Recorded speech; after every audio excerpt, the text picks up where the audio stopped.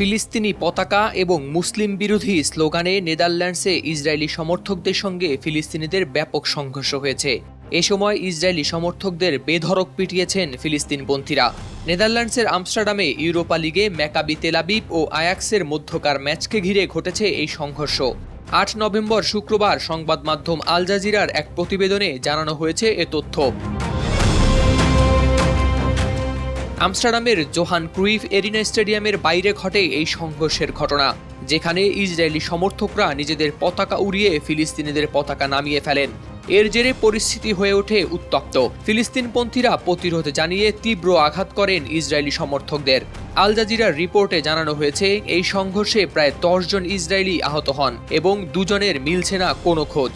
ইসরায়েলের প্রধানমন্ত্রী Benjamin Netanyahu এই ঘটনায় গভীর উদ্বেগ প্রকাশ করেন এবং ডাচ সরকারকে দ্রুত পদক্ষেপ নিতে আহ্বান জানান।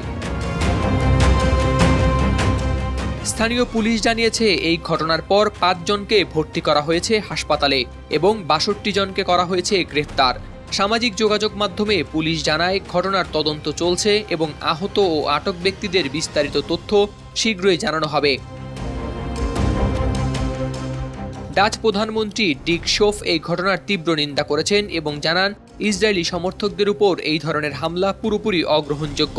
তিনি প্রতিশ্রুতি দিয়েছেন, এই হামলায় যারা জড়িত তাদের আইনের আওতায় আনা হবে। এই সংঘর্ষের পর আমস্টারডাম শহর জুড়ে বিরাজ করছে উত্তেজনা।